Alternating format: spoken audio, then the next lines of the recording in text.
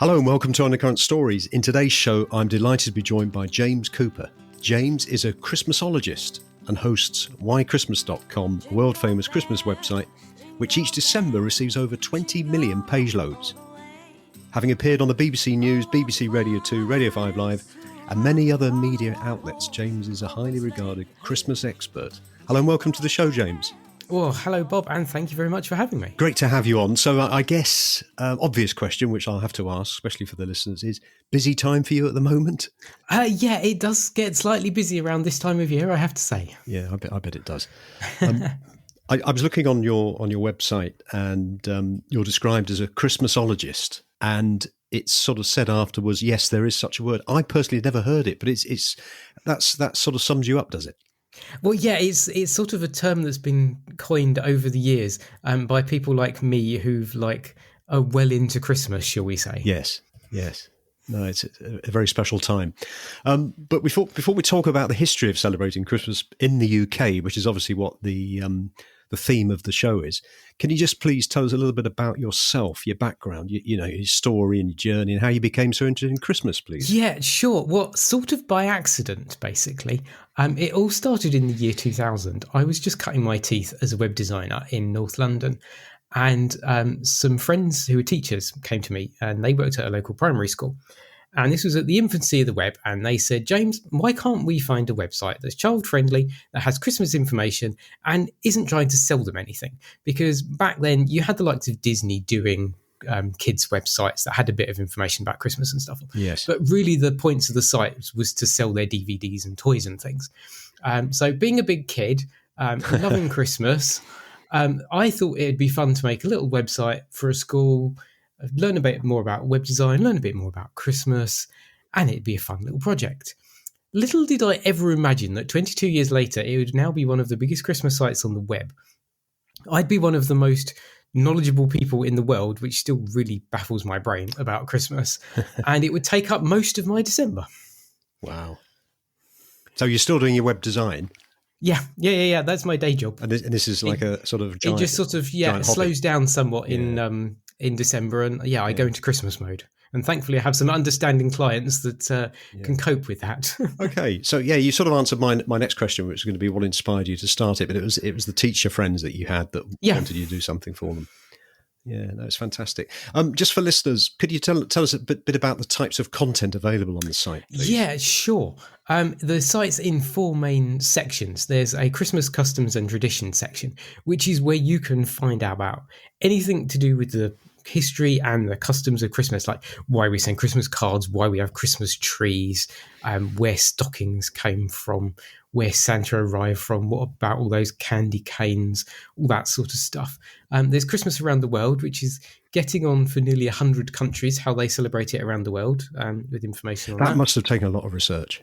Yeah, it's all taken a lot of research, and a lot of the content for Christmas around the world has wonderfully come from visitors from the site to around the world, who they say, we've seen you got your country, but you haven't got this information, or you haven't got this country. Please, can you add it? I had last week, I had a person from Guyana visit the site and say, hey, here's some information about Christmas in Guyana. There's now a page about Christmas in Guyana. Wow. There's a section about the Christmas story, the history behind it. I'm a Christian, so that's an important part of Christmas to me. Yeah. But, sort of dispelling some of the nativity story-ness around Christmas, like Jesus actually wasn't born in a stable, and things like that, what the wise men might have seen and that sort of stuff. And there's a Christmas fun and activities section where you can make an online nativity scene, you can decorate an online tree, there's Christmas karaoke and quizzes and crosswords and all that sort of stuff as well. Yeah, well, I had a quick look. I had quite a long look at your site, and it's so extensive. There's a lot of stuff to see for people. Yeah, I go back to it because sort of most of the year I'm not that Christmas inclined, I'm getting on with other work, and it comes back and I sort of get back into Christmas mode November, December, and I sort of have a re-look at the site and go, yeah, there's actually a lot of stuff on here. Yeah. And there's still no ads on the site. That's a very important thing. I did notice that, actually. It's because of the teacher thing. I've been offered big ads. I bet you have. And big money over the years. Always say no. I've got it set up now in a way that although it gets millions of page loads, it's actually very elegantly run, so it doesn't actually cost me that much to run, which is good. No. So what's the most important part of Christmas for you, James? I really love Christmas music in all its flavours and genres. I love carols and I love the sort of more commercially wacky stuff. I've got over 400 Christmas albums in my digital collection, which is slightly daft. And I'll happily listen to Christmas music any time of year. Yeah. Which, when you've got that many albums, you kind of need to have a listen to them. Yeah, I think nobody goes to the high street shopping as much as they used to, I don't think. So a lot of people are at home buying online, all the rest of it. There's nothing quite like going into a store just before Christmas. I don't mean in October. I mean sort of mid-December onwards, and hearing those sort of famous songs when you go in. I think it conjures up a great atmosphere. Yes, yeah. And I quite agree that although I love Christmas, I don't like to inflict it on other people as much as I like it. And so, yeah, I think Christmas music in shops before December is just wrong, basically. Yeah. No, I think we both agree on that one. So just talking about the history, because I know that one or two listeners have asked me to do this particular one about the history of Christmas in the UK. And apologies to those people outside of the UK. Maybe next year we can do something from some other countries, and we may even touch on some stuff that's celebrated in other countries. But what do we know about when Christmas was first celebrated in the UK? Because obviously we're talking about over 2,100 years ago now. So yeah, what do we know about when it was first celebrated? James? No one's really sure. I mean, early Christianity had come to England, certainly, in sort of the late 300s when the Roman Empire was being Christianized. But there's no records that Christmas was celebrated as such in the UK at that time. When the Romans went out, there was more of a focus on Celtic Christianity. Yeah. And they probably did celebrate Christmas, but again, there are no records. The earliest recorded date of Christmas in England is from 597, which is 2 years after Augustine arrived in England to sort of, as the official popes, go and Christianize the English, type of thing. And it's recorded on Christmas Day in 597. He baptized 10,000 Saxons in Kent. That was a busy day for him. Yeah, and I hope the sea was a bit warmer than it is at the moment. It would have been a bit nippy. Yeah. But yeah, so that's the first dating of a celebration of Christmas in the UK. Yeah, and then in terms of the actual traditions themselves, could you just sort of go through what you found out, what we know, and when they first started, and the sorts of traditions that went on?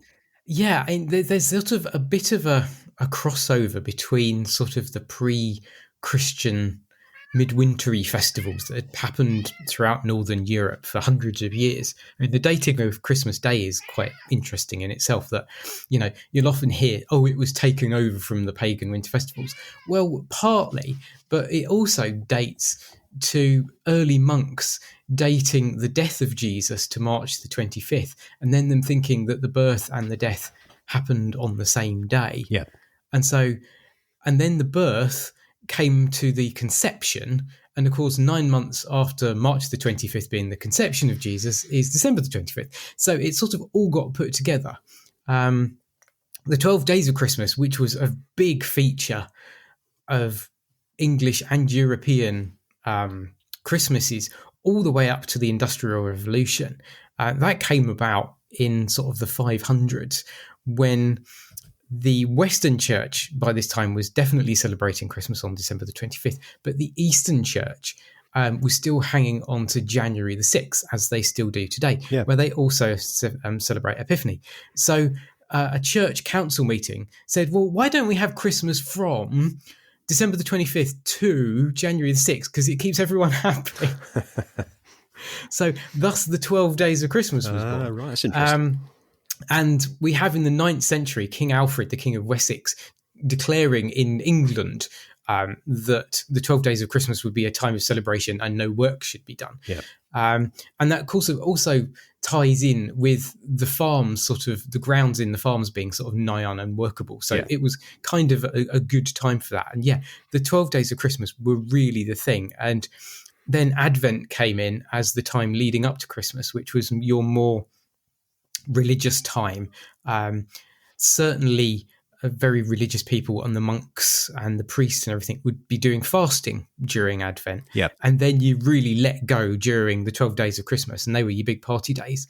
And 12th night, that was your big party. Not a lot of change in that respect, has it? No, I mean, more we have much less of Advent now. Yes. I'm jumping on several hundred years, and I know we'll come on to do the Victorian and the Georgians later. But when the Industrial Revolution came in, and they wanted people working in the factories, you had Christmas Day and Boxing Day off, but then you were back to work. Yeah. So all of the stuff that had happened after Christmas, like your Christmas parties and your revelries, got shifted to before Christmas. Right.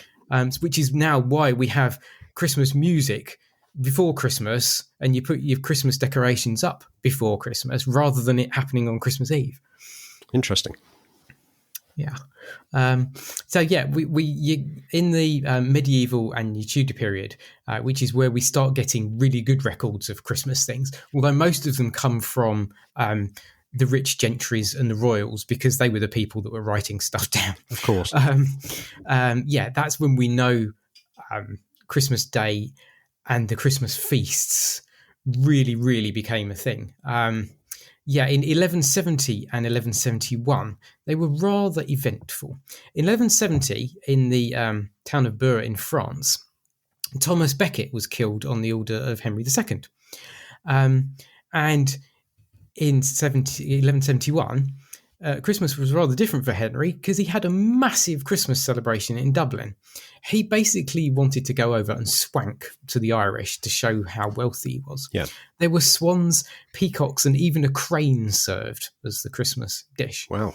The Irish basically were not impressed and refused to eat anything.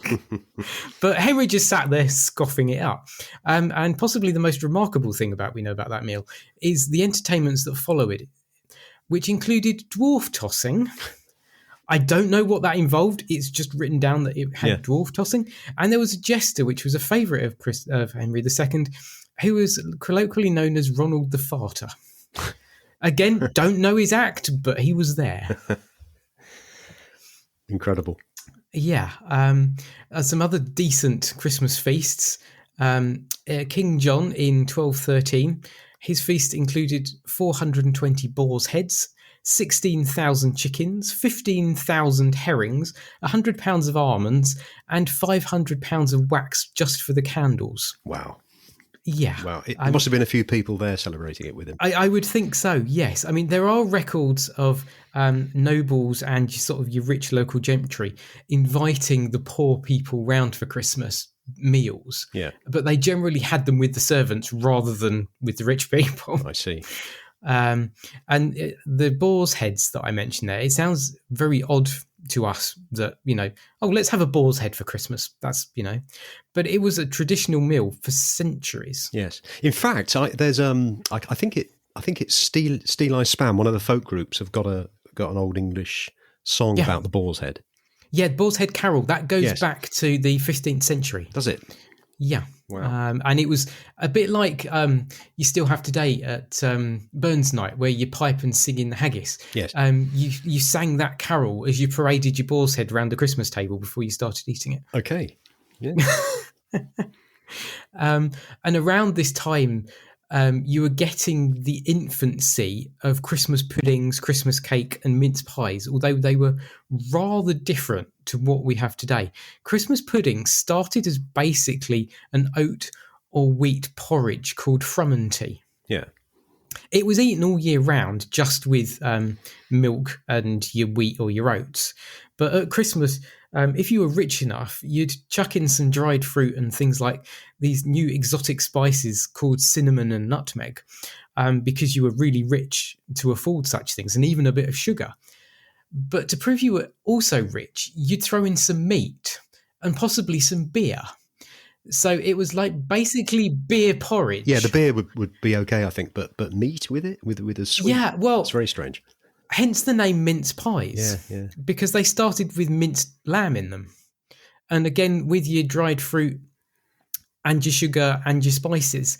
And as your sugar and your spices became cheaper over the years, the meat went out and more nice things as we think of them today went in. And hence we still have the mince pies, but thankfully no meat in them.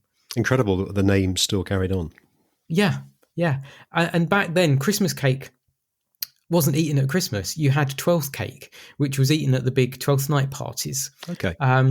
And in it, the 12th cake then, it wasn't such a rich fruit cake like we have today. It was more like Italian panettone. Yeah. And in it was cooked an almond. And at the 12th parties, whoever found the almond would be the Lord or Lady of Misrule, who would rule over the 12th night parties. And it was during Victorian times that the 12th night cake became a Christmas cake that your Victorian ladies could eat at their afternoon teas rather than at blowout parties. Oh, I see. And the almond got transferred from the cake into the Christmas pudding, which again had become richer and more sugary and denser over the years. So yeah, lots of these things date back hundreds of years, but not in a form that we have them today. No, it's amazing how they've evolved over time, and will probably continue to do so. Yes, I think so. We also get the first turkey brought into the UK. Yeah, and that was in 1526. And it's thought that the first king to eat a turkey was Henry VIII, although we don't quite know when. Yeah, throughout the Tudor period in the Middle Ages, you also had the custom of boy bishops. I don't know if you've heard of those. Well, I vaguely heard of them, but if you could elaborate, that'd be great. It's kind of like the religious version of the Lord of Misrule. Boys, normally at cathedrals or monastery schools, were elected as a bishop on the 6th of December, which is St. Nicholas Day. Yeah. And they held the authority of a bishop even to perform masses until the 28th of December. Wow. Henry VIII banned it because he thought when he was sort of diverging himself from Catholicism. It briefly came back under Mary I as she was reinstated Catholicism, but then Elizabeth I chucked it out when she really kicked out Catholicism. Yes. Catholicism. And of course, at that time, it was also illegal to practice Catholicism, and you could be jailed for having a Catholic Bible or even killed. Yeah. One of the carols that we have today, the 12 Days of Christmas, there's sort of an urban legend around that it was a carol or a song that sort of smuggled in Catholic meanings for the different 12 days of Christmas. But that's kind of a bit of a legend. The story behind it really is that it was basically a folk song. There was another carol around that time that was a Catholic one, and it called A New Dial, and it was also called In Those 12 Days, just to confuse you even more. And that goes back to 1625, so a bit later than the Tudors. But it wasn't a secret thing. It was just here's a way to remember stuff. It was sort of really in the Victorian period that the legends about, this was a secret Catholic song came around. Right. So, yeah. And the bit after the sort of Tudor period going through Charles I and Charles II and the Cavaliers and Roundheads, did anything happen then at all? Christmas wasn't a thing for quite a while, especially up in Scotland. We hear about the banning of Christmas, and it's normally the fingers pointed at Oliver Cromwell. Yeah. Somewhat unjustly. He was around, and he certainly approved of it, but he wasn't responsible for the banning. Christmas was first banned up in Scotland in 1560, which is very early, under John Knox, who was the founder of the Presbyterian Church of Scotland and was very heavily early in on the anything Catholicism, get out, basically. Yes. By 1575, it was known as Yule's Day rather than in Scotland rather than Christmas Day. And there were punishments for anyone found dancing, playing, or singing filthy carols upon that day. It was briefly reinstated in 1602 by King James I. Did the Scots not go to church on Christmas Day then? Only if it was a Sunday, and that was much the case when it was banned in England as well. It was seen as basically a Catholic sort of hangover of pagan old traditions of midwinter festivals. Yeah, I see. Yeah. And also because of the veneration of Mary as part of the Christmas story, that sort of extra did it in for it. Yes.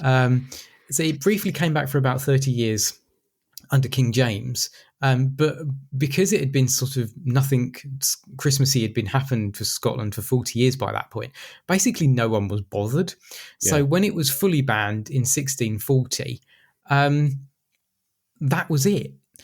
You might not actually believe it, but Christmas was only made a public holiday in Scotland in 1958. Wow. That is amazing.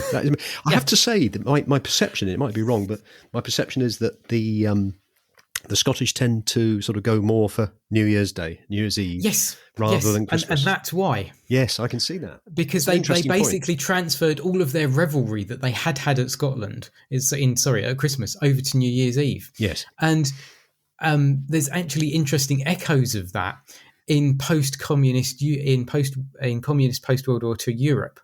In Russia and still lots of Eastern, the so-called old Eastern Bloc countries that are now, they have Christmas again. Yeah. But New Year is still a bigger deal.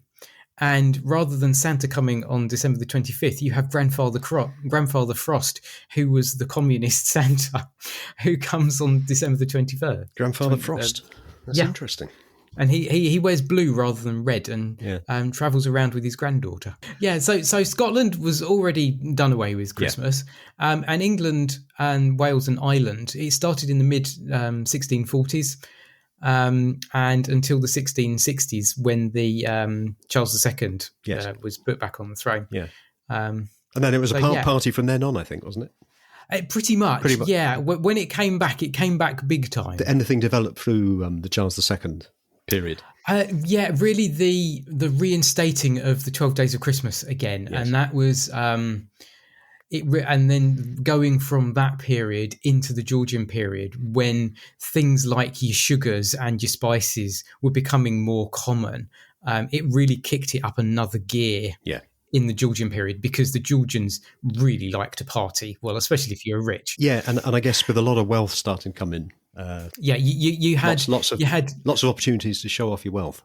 Yeah, especially with sugars and alcohols, because you had all of your rums coming over from the West Indies and your sugars and all the new spice routes coming over from India as well. So it was really the time that the flavours that we associate with Christmas started to becoming more mainstream, that even normal people could afford a bit of sugar and a few spices and some dried fruits. Yes, it does seem up until now that it does tend to be the more affluent people that are able to celebrate Christmas more than the working working people. Your average people would have had the days off, but they might have had a little bit of meat to eat if they were lucky.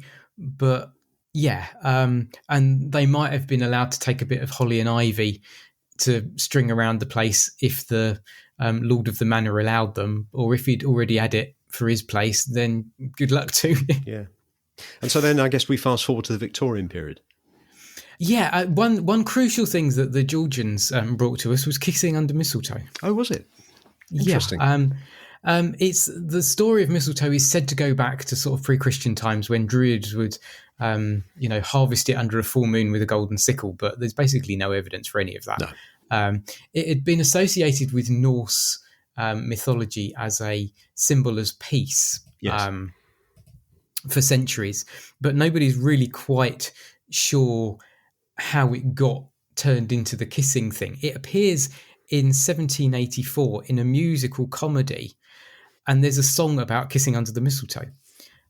It probably started around the 1720s to get picked up in like contemporary culture by then. And in the 1700s, in the British forerunners of Christmas trees, because they didn't arrive over here until pretty late, you had a thing called a Christmas bough or a kissing bough, which was basically 2 hula hoops or even up to 5 hula hoops that were put together in the shape of a ball and were covered in holly and ivy and other greenery. And they had a sprig of mistletoe hanging from the bottom of it. Oh, okay.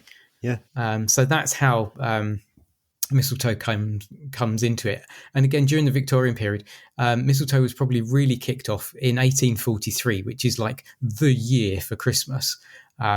Because it was when A Christmas Carol was published, And there was a picture of in one of the early illustrations in A Christmas Carol was a couple kissing under a sprig of mistletoe. So if you hadn't heard about it by then, you would have done in that book. Yeah.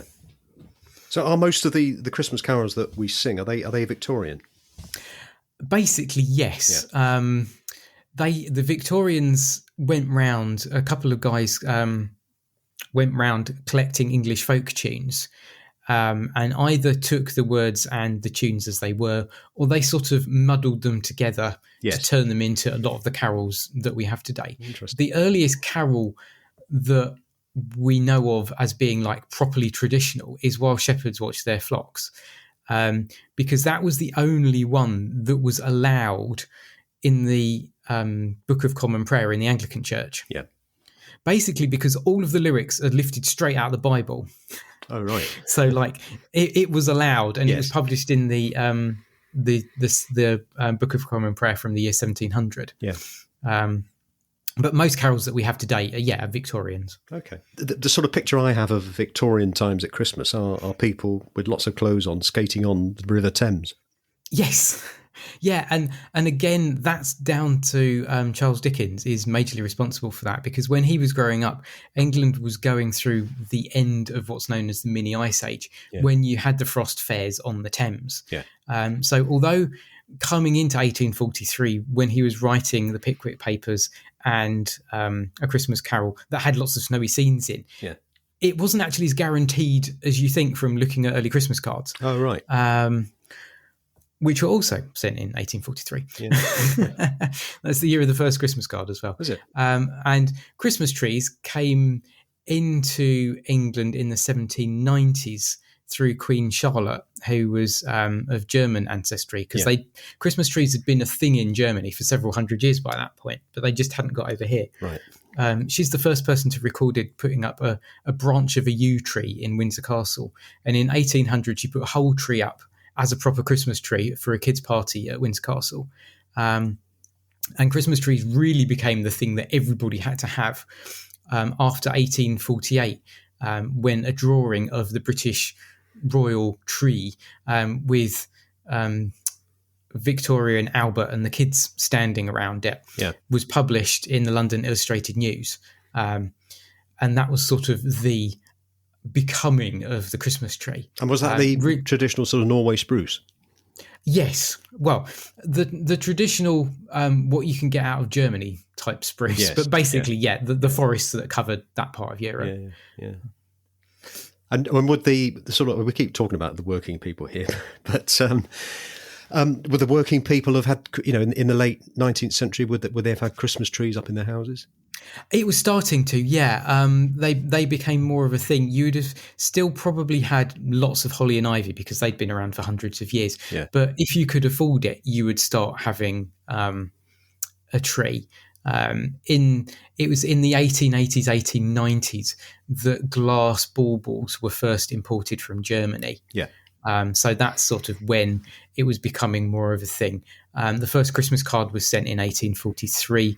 You'd had the advent of the penny post at that time. Yes. A few years later, it went to a halfpenny post, which again allowed it to become more affordable. Okay, so in sort of from 1850 onwards, the majority of people were sending each other Christmas cards. They were becoming much more common, yeah. I mean, the first card was published basically as a way of bragging, hey, I'm a rich person who can afford to send these things out to my friends. Yeah. And it also happens that the guy who invented the Christmas card was one of the people that was responsible for setting up the post office. Yeah. So he kind of had a good reason for trying to want to get people to send lots of things through the post. We're going to cover World War I and World War II shortly, but there's one question I'd just like to ask on the Christmas cards is if we zoom up to present day, with WhatsApp and Facebook messages and texts and video phone, all the rest of it, do you think there's still a place for a card, or do you think they're going to gradually fade out? That's a really, really interesting question. I think sort of the 70s and 80s were the peak of Christmas cardness, and I think you're right. I think they will survive, but in a much less common format. Yeah. I think with digital, and also I've noticed speaking to people on social media with the postal strikes and also just the cost of postage now. Yes. if you're spending 60p a card or something, that adds up. It does, yeah. And I must admit, cards. I do like to receive cards from perhaps people that I very rarely see or I'm in contact with by text or phone. That's always quite a nice feeling. Yeah, and I think that's probably. I think your close family and distant people are probably where the cards will hang on the most as like sort of the yearly thing. Yes. It might be sort of all of your vague acquaintances that you see at work every day. Why do you need to send them a card? Yeah. So thank you for that. Just going back to after the Victorian, get into the Edwardian period and World War One. What sort of went on then? Were there many changes? Yeah, again, going into the Edwardian period, you had your big Christmas parties. They were coming out of the Victorian period. Again, it was becoming more commercialised. People could afford to spend more. That really halted abruptly with the arriving of World War One. Yeah. During the late Victorian period, and certainly all through the Edwardian period, basically all the toys that we had, especially tinplate toys, came from Germany because that's where they were all made. And it basically stopped in at the advent of World War One. Yeah, I bet it did because they wanted to put their metal to other uses, obviously. Yeah. And as did paper, because, of course, lots of paper was processed on the continent and came over as well. So your wrapping paper and your paper for Christmas cards as well suddenly ran out. Did that mean that in the UK we got toys made out of different materials? Yeah, I mean, some they were sort of put on not as much as a war footing as we associate with World War II now, but certainly there were big cutbacks, and you were going back to more of your wooden toys because we had some of those, and things like homemade soldiers' uniforms and stuff became quite fashionable during the war as well because Dad was off in the trenches. Yeah. So let's have little Johnny dressed up as a soldier, which we might think of as a bit grim now, but that's what they did. Yes. What happened actually between the wars? It came back between the wars, although not as big as it had been before. No. You had things like turkeys were becoming more popular. I mean, one great story about turkeys is that certainly during the Georgian period and into Victorian period, they were all up in Norfolk. Yes. And they used to walk the turkeys down to market at Smithfields in London. And they used to create little tyres on the turkeys' feet by getting them to walk through tar and then sand and grit. No. So you'd basically create turkey feet sandpaper. Yeah, gracious. All the way from Norfolk to London. Yeah, and I grew up in Enfield in North London. Yeah. And there was a road about 5 minutes walk from where I grew up called Turkey Street. And that was where they camped the turkeys for the final night before they walked them down into London. Yeah. Beggars belief that, doesn't it? Yeah. So, I mean, by the time the Victorians had come along, you had the train. So you trained your turkeys down because it was a bit cheaper and a bit quicker than spending 3 weeks walking down with your turkeys. Yes, I guess it would have taken about that length of time, wouldn't it? Yeah. I wouldn't have thought there'd be a lot of meat left. Well, I think they were sort of slightly different to what we think of the turkeys these days anyway. They're sort of a bit more darker meat, should we say. Okay, yeah. Probably a little bit more free range, I would think. Yeah, decidedly. Yeah. I mean, the big thing in Christmas in World War One is the famous Christmas truce. Yes. That's been sort of romanticised over the years, and sort of the image of Tommies and the German playing football. Yeah, there are records of a few kickabouts happening, but they're in no man's land that wasn't exactly flat. No. So yeah, there were certainly meetings, but it didn't happen everywhere. There were lots of fighting throughout the war on Christmas Day, and the one in 1914 was the only real time of cessations of hostilities. Yes. Because once it happened, the commanders on both sides decided, we can't have these people getting along too well, or they won't want to kill each other. No, exactly. So back to war, lads. Yeah. Yes. Okay. So we go into World War II. Yep. Is it much the same? Metal toys are yes. pushed to the background, I guess. Shortages and much more rationing. Yeah. There was much more rationing during World War II than there was during World War One. And of course, there were the bombings and the air raids. Incidentally, the first air raid did happen in the UK during World War One on Christmas Day. Did it? Oh, And right. the first bomb ever dropped in the UK was on, I think it was 1915 or 1916 over Kent somewhere. Yeah. But the Christmas in World War Two, they still put on Christmas TV every year, the old Dad's Army Christmas episodes where they're doing the rationing of the turkey dinners and stuff. Yes. And that's actually pretty true to what happened. Things like the WVS, the Women's Voluntary Service, they really stepped up to create Christmas meals for people, especially in cities where they'd been bombed out. You decorated, you made your paper chains out of newspaper, you wrapped your presents in whatever bits of paper you could find. There's records of people even making Christmas decoration out of the metal chaff that the German planes dropped on bombing raids Really? to try and deflect the radar. Amazing. I remember as a child in the 1960s, actually at school making paper chains out of newspaper and then painting them. Yeah. That must have carried on a little bit. Great fun doing it. Yeah. So, and things like rabbit was an alternative to turkey. Yes. You even had like the wonderful wartime recipes where they basically put carrot into everything. So you had carrot Christmas pudding and carrot mince pies. Fill it out a bit. Yeah, well, it was because they were also vaguely sweet. Yes. So they took up the place instead of sugar. Years ago, and I say years ago, I'm sort of 60s and 70s, a lot of people used to put up a lot of decorations in their houses. Whereas now it tends to be the tree and balloons and things like that, if you're lucky. But there don't seem to be, we mentioned paper chains, there don't seem to be as many. No, I think you're right there. And I grew up in the 80s and there were all the sort of the concertinary foil things. That's right, yes. Yeah, that you used to hang up from sort of corner to corner and in your light fixture in the middle of the room and things. Yes. Yeah. No, you still can get those, and a lot of them are made in South Wales. Actually, Are they? There's a massive factory in South Wales that basically makes half the tinsel in the world. Well, it's nice to hear it's still going. Yeah. Yeah, I think the tree has become more of a focus, and I think that's kind of a shame, really. I kind of still like the foil dangly things. Yes, I used to like them. A nice sparkle to them. Yeah, and coloured lights were always a thing on trees, whereas everybody seems to have, or certainly some of the houses I go, it tends to be a white light nowadays. Yeah, and I must admit that I can't stand blue ones. I think they look horrible. No, it's like, but yeah, no, I've still got a set of my grandparents' old. Be 1950s multicoloured lights with the big proper old glass bulbs. That's it. Yeah. I run them on a dimmer so I don't blow the bulbs up. No. I mean, I think in these sort of times at the moment, with people watching their bills for electricity, I think they would cut off a couple of power stations, wouldn't it? If everybody had those. Yeah. Well, thankfully, LEDs are lights are a lot more efficient than the old incandescent ones.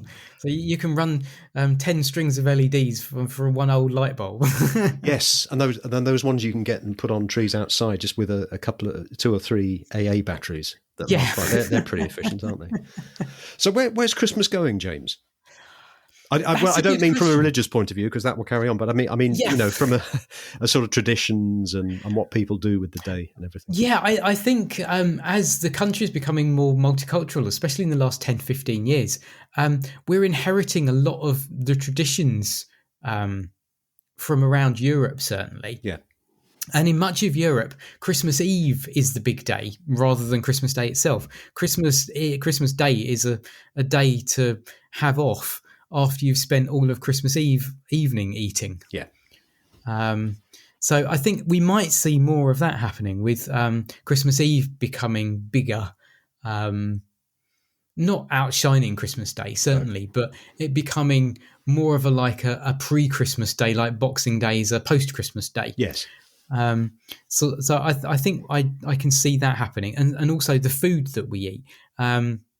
We might be eating more European delicacies rather than just turkey. I know local butcher, they tend to offer roast beef as well, beef as well to roast. A lot of people seem to be going for that. Beef historically was the Christmas meal all throughout history until turkeys arrived. Yes. Really, I mean, turkeys really became big in the mid-late 1800s. Before that, it was generally beef down south and pork up north. Yes. So, yeah, it could be that, yeah, I think it's interesting how things will develop. Yeah. It might be that it becomes less of a thing. And certainly, I think this year, after coming out of 2 years of not being able to celebrate together, it seems like Christmas shopping is very much on the up again. Yes. But whether things like pantos, whether things like having big Christmas parties will ever be quite the same, I don't know. Or whether some people are happier with a quieter Christmas now. Who knows? It'd be interesting to see how it develops, won't it? Yeah. Yeah. So if there are any listeners who would like to find out more about the history of Christmas traditions in the UK, are there sources available on your site? I mean, like I say, it's a fantastic site with lots and lots of resources. Yeah. There's a page on my site in the Christmas traditions and customers section devoted to Christmas history in the UK. That's brilliant. And a lot of that, obviously, we've covered today, but if they want to find out more, there's more there as well. There's more there as well. Yeah, okay. So what current up-and-coming projects do you have that you'd like to tell listeners about, James? Well, I'm working on a couple of new countries to go on the site. Hopefully they'll be up sometime this week, depending on what other things happen. Yeah. I'm always thinking of other Christmas things. If you can't get out to a Christmas carol service this year, I actually created an online carol service during the first lockdown, thinking that it might be handy. Yes. For people not knowing what was going to happen at Christmas 2020. So if you go onto the site whychristmas.com, and on the front page there's a big button that says online carol service, and you can either go through it on the site or there's a link to it on YouTube, and it's about 35 minutes and it's a sort of a little traditional Christmas carol service, and you get me doing the readings. Oh, well, that's nice. That's nice for people who aren't able to go out on that day. And I heard during 2020 and 21, places like care homes put it on for their residents as well, which is just like lovely. I think that's great. Yeah. James, I think you're doing a great job with that site. You know, I urge people to have a look at it. There's lots of stuff to go on. And like you said, that, you know, if you want to have a go at a service, you've got that as well. But the fact that, you know, you're giving up your time to do it and people getting something out of it, I think it's a fantastic service. Well, thank you very much. Yeah, I just love running it. And as you can tell, I'm quite happy to talk about Christmas all day long. Oh, you are. Okay, so if people go on whychristmas.com. Yeah, whychristmas.com. Yeah, and then you've got your links to YouTube, et cetera, Yep. and Facebook and all the other places. Well, James, thank you ever so much for coming on the show. It's been great talking to you. Well, thank you very much for having me, and it's been brilliant to talk to you. Have a good Christmas. And happy Christmas to you and all your listeners. Thank you.